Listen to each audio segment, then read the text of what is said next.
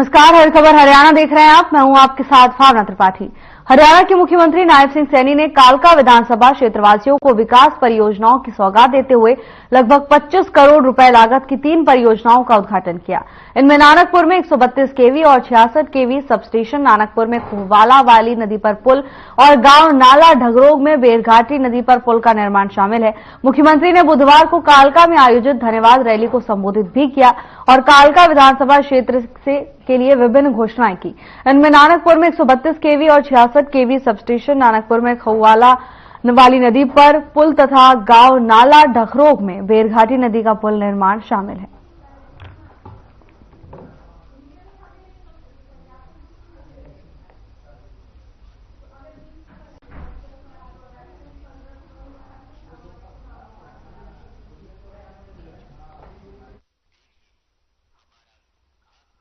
मेरा ये परम सौभाग्य है कि अमाल्या की इस तलहटी में स्थित मां कालका की धार्मिक नगरी में आयोजित इस रैली में आप सबके बीच आकर के मुझे बहुत ही अत्यंत खुशी का अनुभव हो रहा है।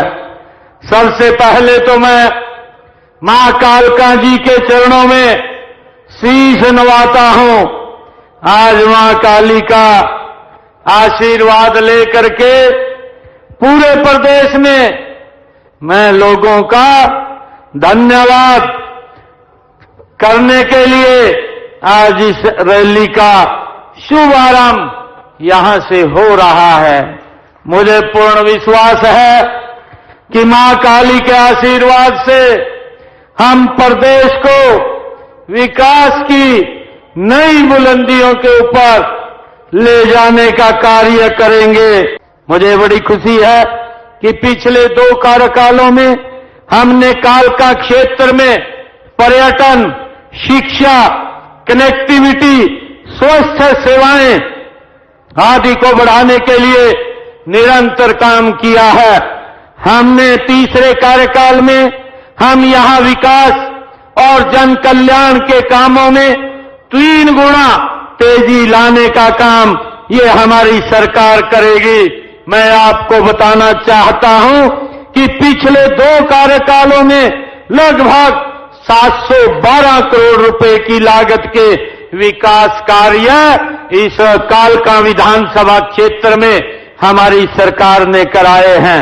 इस क्षेत्र के विकास के लिए हमारे पूर्व में माननीय मुख्यमंत्री और केंद्र में मंत्री आदरणीय मनोहर लाल जी ने इस क्षेत्र के अंदर 83 घोषणाएं की थी।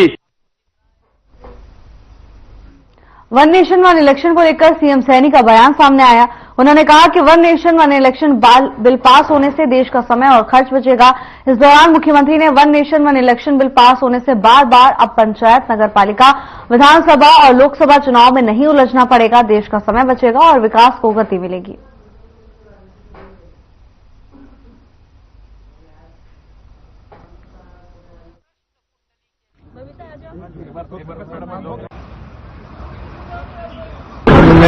वन नेशन वन इलेक्शन, देखिए आदरणीय प्रधानमंत्री जी का जो उनका विजन है, जो उनकी सोच है कि भारत विकसित राष्ट्र बने, और हम लगातार समस्याओं में उलझते रहते हैं। कभी चुनाव पंचायत का है, कभी चुनाव नगरपालिका का है, और कभी चुनाव विधायिका का है, और कभी चुनाव सांसद का है, लोकसभा का है। इन्हीं चुनाव के अंदर समय बर्बाद और पैसा वेस्टेज होता था। प्रधानमंत्री जी जो बिल लेकर के आए हैं वन नेशन वन इलेक्शन, उसकी मैं पूरी प्रशंसा करता हूं।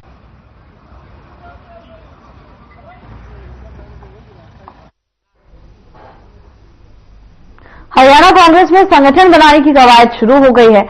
हरियाणा कांग्रेस में जिला प्रभारी की नियुक्ति हुई है। गुरुग्राम जिले के लिए सह प्रभारी की भी नियुक्ति कर दी गई है। तो वहीं वर्तमान और पूर्व विधायकों को जिला प्रभारी बनाया गया है। पूर्व विधायक बिशन लाल सैनी अंबाला के प्रभारी होंगे। पूर्व विधायक भीमसेन मेहता पानीपत और पूर्व विधायक नीरज शर्मा रेवाड़ी के प्रभारी होंगे।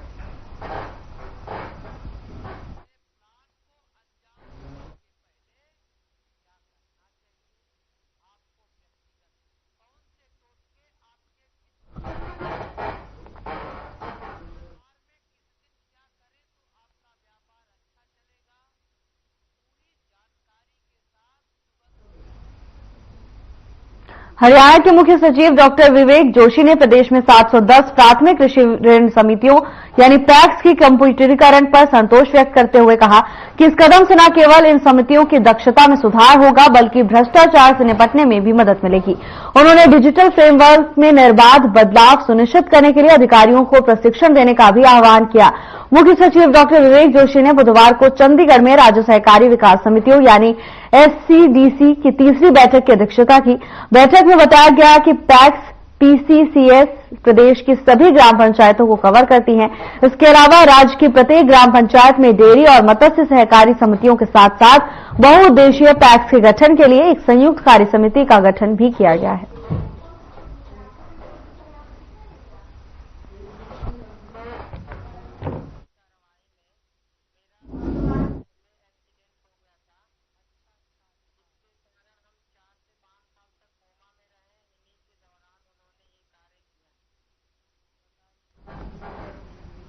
चरखी दादरी के civil surgeon doctor Rajvinder Malik ने जिले के नागरिकों से अपील करी है और सर्दी के मौसम में विशेष सावधानी बरतने की अपील की है। उन्होंने कहा कि सर्दी के मौसम में गर्म कपड़े पहने और पानी को गर्म करके ही इस्तेमाल करें। डॉक्टर राजविंदर मलिक ने कहा कि नागरिक अंगीठी ना जलाएं क्योंकि अंगीठी जलाने से प्रदूषण होता है जो स्वास्थ्य के लिए बहुत नुकसानदायक है। उन्होंने कहा कि चरखी दादरी सिविल अस्पताल में सभी सुविधाएं उपलब्ध हैं और अगले 2 महीने में अल्ट्रासाउंड मशीन भी उपलब्ध हो जाएगी।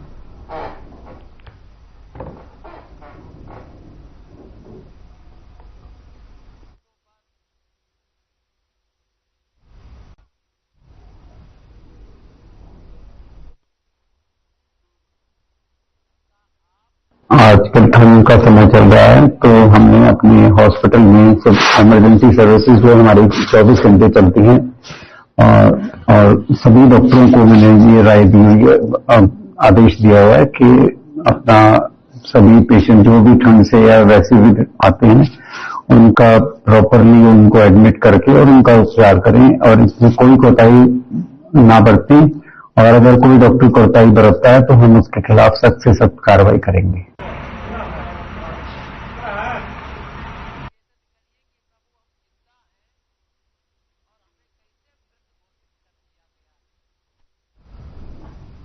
खाद्य नागरिक आपूर्ति एवं उपभोक्ता मंत्री राजेश नागर हाल ही में धर्मनगरी कुरुक्षेत्र पहुंचे, जहां उन्होंने जिला लोक संपर्क एवं कष्ट निवारण समिति की बैठक में 14 समस्याओं पर सुनवाई की। वहीं 7 समस्याओं का निपटारा किया तो वहीं बैठक में बिना पूर्व सूचना अनुपस्थित रहे यानी बैठक को हल्के में लेने वाले अधिकारी को कारण बताओ नोटिस जारी किया गया है। इस बैठक में मंत्री महोदय एक अधिकारी की गलत बयानी पर भी तल्ख नजर आए और नगराधीश की अध्यक्षता में कमेटी बनाकर मामले की जांच के आदेश दिए हैं।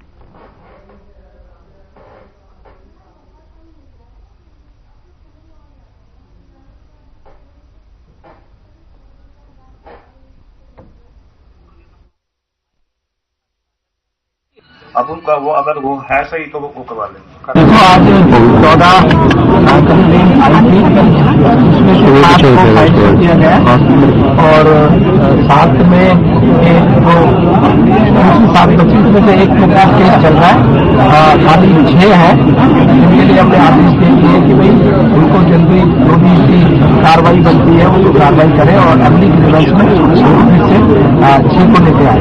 एक एक्शन नोटिस भी जारी और वो गैरहाजिर थे, आज प्रेजेंट नहीं थे तो बिना उसके 2 गैरहाजिर में तो एक्शन हमने कहा कि इसको बस नोटिस हो गई। ग्रीवियंस मीटिंग में मैं माननीय मंत्री श्री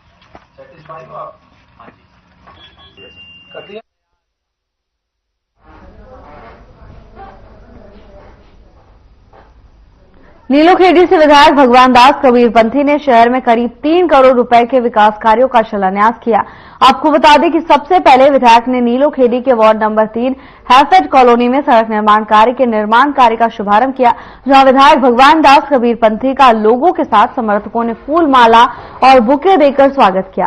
तो वहीं विधायक ने नारियल फोड़कर हैफेड कॉलोनी में बनने वाली सड़क के निर्माण कार्य की विधिवत शुरुआत की। इसके अलावा नीलोखेड़ी के किसान बस्ती और शिव कॉलोनी में भी सड़क के निर्माण कार्यों के साथ अन्य विकास कार्यों की सौगात दी है।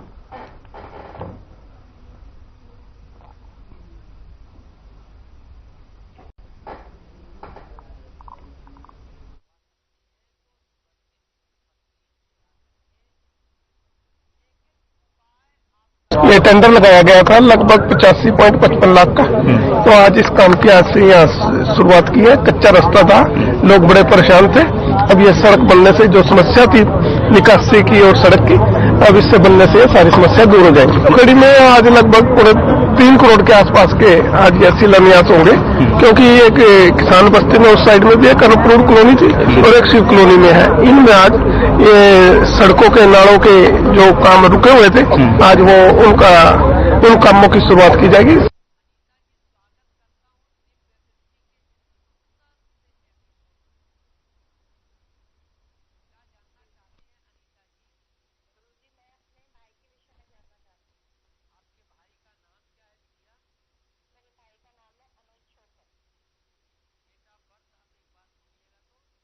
चंडीगढ़ में कांग्रेस कार्यकर्ताओं ने प्रदेश अध्यक्ष उदय भान और पूर्व सीएम भूपेंद्र सिंह हुड्डा के नेतृत्व में एक पैदल मार्च निकाला, तो वहीं पुलिस ने बैरिकेडिंग लगाकर इन कार्यकर्ताओं को राजभवन पहुंचने से पहले ही रोक दिया।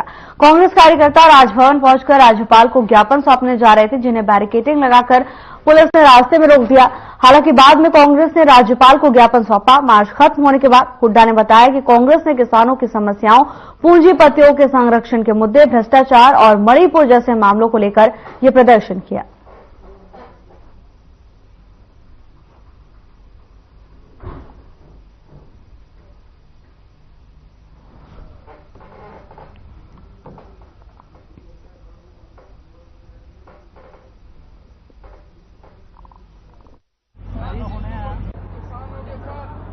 मार्च किया गया, विभिन्न मुद्दे थे, जैसे मणिपुर का है, किसान बैठे हैं, जो किसान नेता हैं उनको आमरण अनशन में बैठे हैं, उनका जीवन हमारे लिए बहुत मूल्यवान है। सरकार को तुरंत चाहिए उनसे बात करें, क्योंकि देखिए पहले ये कहा गया भाई किसान ट्रैक्टर ट्रॉली न लेकर आए, पैदल जत्थे को भी रोक रहे हैं, यह प्रजातांत्रिक है। जब उन्होंने फैसला कर दिया ट्रैक्टर ट्रॉली नहीं लेके जाएंगे, हम 100 के जत्थे लेके जाएंगे, उसको भी रोक रहे हैं। क्यों? उनकी मांग जायज है और सरकार ने माना था एमएसपी देंगे, और कई 2 साल हो गए अब तक कोई उसकी बात नहीं। तो उनसे बात करके तुरंत समाधान निकालना चाहिए। बड़ा गंभीर मामला है ये, किसान के हित की बात है। सारा देश का किसान चिंतित है इस बात से, और आज पूरा किसान जाग चुका है। फिर मणिपुर है, ऐसे कई मुद्दे हैं, भ्रष्टाचार का मुद्दा है।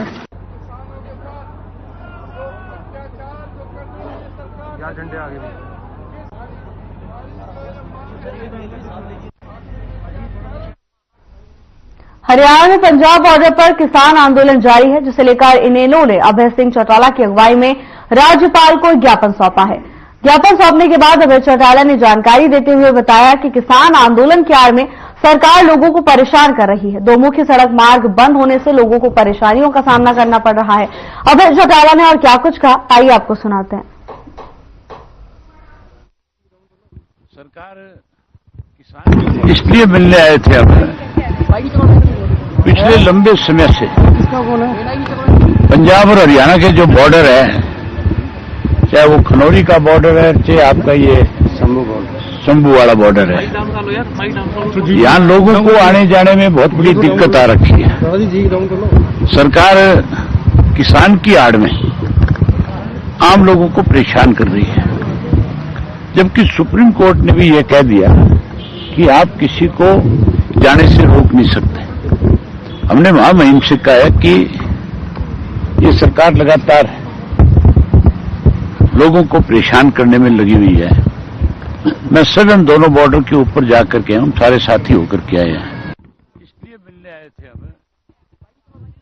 पिछले लंबे पंजाब और हरियाणा के जो बॉर्डर है, चाहे वो खनौरी का बॉर्डर है, चाहे आपका ये शंभू वाला बॉर्डर है, यहाँ सरकार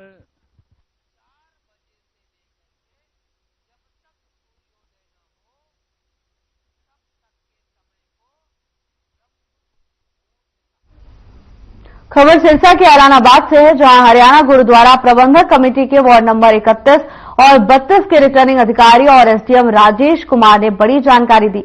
बता दें कि राजेश कुमार ने बताया कि हरियाणा से गुरुद्वारा प्रबंधक कमेटी के 19 जनवरी 2025 को चुनाव होने निर्धारित हुए थे।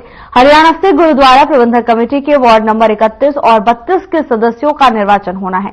इसके लिए अभ्यर्थी 20 से 28 दिसंबर तक उपमंडल अधिकारी ऐलानाबाद कार्यालय के न्यायालय कक्ष में नामांकन किए जा सकेंगे। तो वहीं 30 दिसंबर को नामांकनों की जांच भी की जाएगी। इतना ही नहीं, इसके बाद 31 दिसंबर को उपायुक्त के समक्ष रिटर्निंग अधिकारी के आदेश में संशोधन के लिए आवेदन किया जा सकता है। तो वहीं 1 जनवरी को पुनरीक्षण आवेदन पर उपायुक्त के द्वारा फैसला लिया जाएगा और वैध नामांकन पत्रों की सूची भी जारी की जाएगी।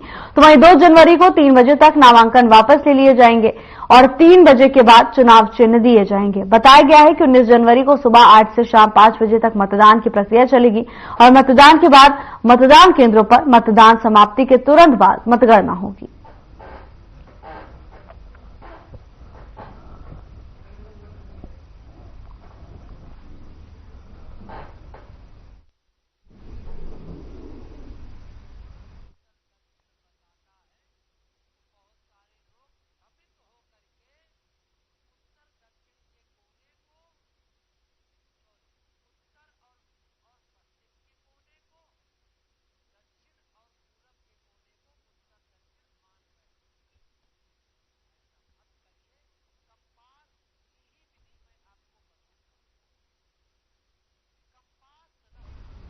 करनाल नगर निगम की ओर से अतिक्रमण के खिलाफ बड़ी कार्रवाई देखने को मिली। निगम अधिकारियों और यातायात पुलिस के साथ ज्वाइंट एक्शन। शहर में अतिक्रमण के खिलाफ अधिकारी अब अलर्ट हो चुके हैं। तो वहीं देखा जा रहा है कि जिन दुकानदारों ने अपनी दुकान के बाहर अतिक्रमण या फिर सफाई व्यवस्था दुरुस्त नहीं हुई, उनका अब निगम चालान, भारी भरकम चालान काटता हुआ नजर आ रहा है।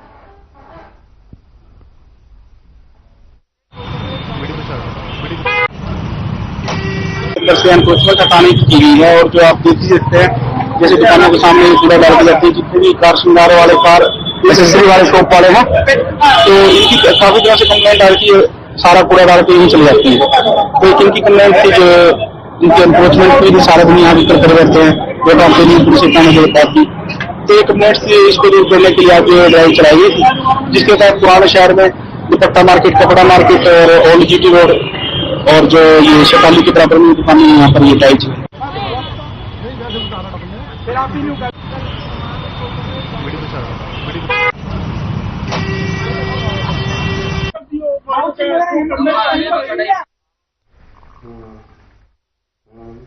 रेवाड़ी जिले के बावल में कबाड़ के गोदाम में शॉर्ट सर्किट के कारण आग लग गई।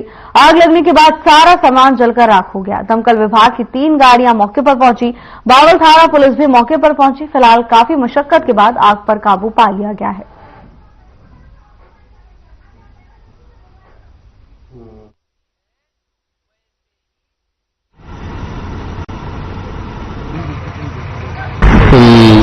लाइट का कोई खंभा जा रहा है ऊपर से, उसमें शॉर्ट सर्किट हो गया था, उसकी वजह से चिंगारी पड़ी नीचे गट्टे होते पड़े थे उसमें। ये सुबह करीबन 7:30 बजे, हाँ 112 नंबर की कॉल थी। तो कितनी देर बाद दमकल गाड़ियाँ पहुँचने गाड़ी टाइम से पहुँच गई थी? हमारे पास कॉल आई 12 में, हमें मैसेज मिला दी गई दूध वाले रोड के आगे से कट करके गोदाम में आ गई।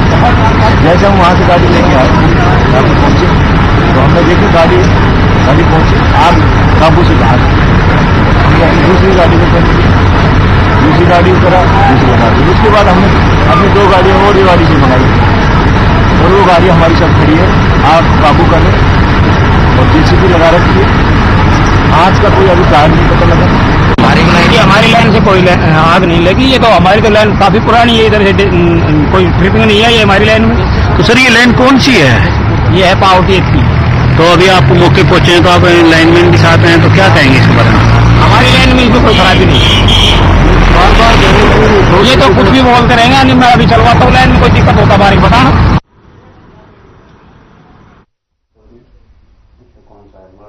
समय पर नहरी पानी न आने से हरियाणा के रेवाड़ी शहर में पेयजल समस्या का संकट गहरा गया है। लेकिन शहर में पानी की अल्टरनेट सप्लाई यानी कि एक दिन छोड़कर एक दिन पानी दिया जा रहा था और अब कालका के जलघर के 5 टैंक में सिर्फ 5% ही पानी बचा हुआ है, जो लोगों को 2 दिन तक पानी की सप्लाई नहीं मिल रही है। रेवाड़ी शहर में पेयजल को लेकर बड़ी समस्या बन गई है। आपको बता दें कि खुबरू हैड से अब 20 दिसंबर को जेएलएन नहर में पानी छोड़ने की बात कही गई थी, लेकिन कालका गांव में बने 5 वाटर टैंकों में ये पानी 22 दिसंबर को पहुंचेगा। ऐसे में अभी कम से कम 8 दिन और शहरवासियों को पीने के पानी का संकट झेलना पड़ेगा।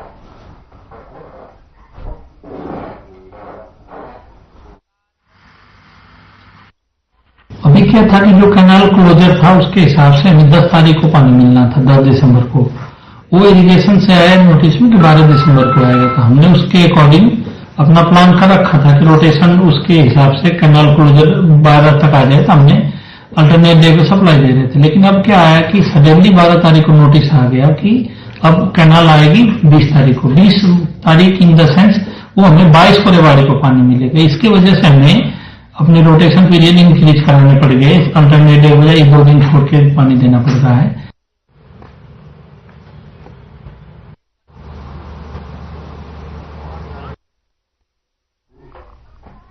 लंबे समय से करनाल की गुड़ मंडी को शिफ्ट किए जाने की मांग आखिरकार पूरी हो गई है। हरियाणा के मुख्यमंत्री नायब सिंह सैनी ने गुड़ मंडी को नई अनाज मंडी में शिफ्ट किए जाने को मंजूरी दे दी है। इसके बाद व्यापारियों में खुशी की लहर है। व्यापारियों ने एक दूसरे को गुड़ खिलाकर उनका मुंह मीठा किया। आपको बता दें कि सोमवार यानी 16 दिसंबर को हरियाणा के मुख्यमंत्री नायब सिंह सैनी ने करनाल में गुड़ मंडी को पुरानी अनाज मंडी से नई अनाज मंडी यानी एनजीएम में शिफ्ट करने की मंजूरी दी है। गुड़ के अलावा इस नई अनाज मंडी में चारा, दाल और मसाले की मार्केट भी शिफ्ट करने की मंजूरी दे दी गई है।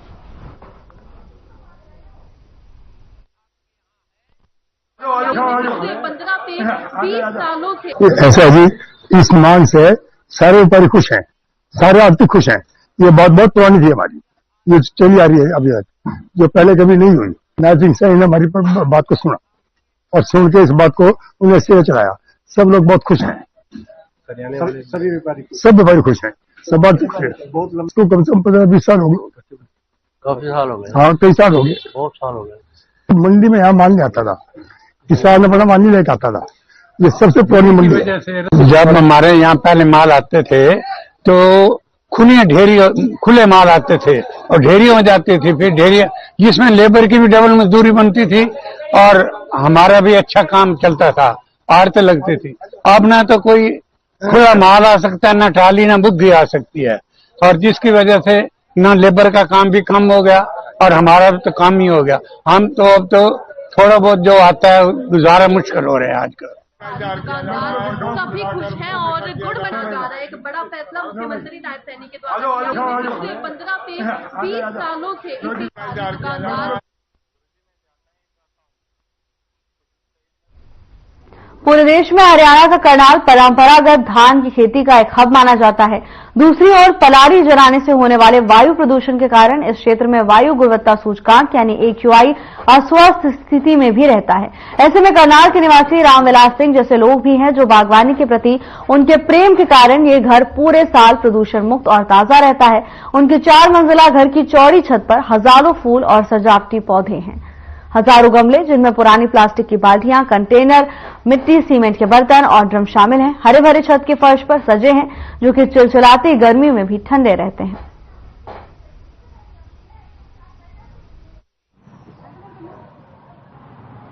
ये व्यवसाय नहीं है, मेरा शौक था और आज 26 साल हो गए। पिछले साल 25 साल पूरे हुए थे, इस साल 26 साल हो गए। 26 साल का शौक था। व्यवसाय के रूप में इसको मैंने 5 साल पहले किया।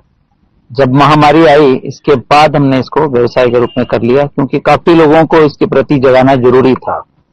तो फूल जो है अभी जो देख रहे हैं आप, इनमें 2 ही किस्में हैं। एक गुलदाउदी है, गुलदाउदी की 100 वैरायटी यहाँ पर लगी हुई है, जो कि पूरे अपने हरियाणा में तो कहीं 100 वैरायटी किसी के पास मिलेगी नहीं, चाहे बड़ी से बड़ी नर्सरी हो। तो 100 वैरायटी की गुलदाउदी है और प्लस डेलिया है। डेलिया है केन्या वैरायटी।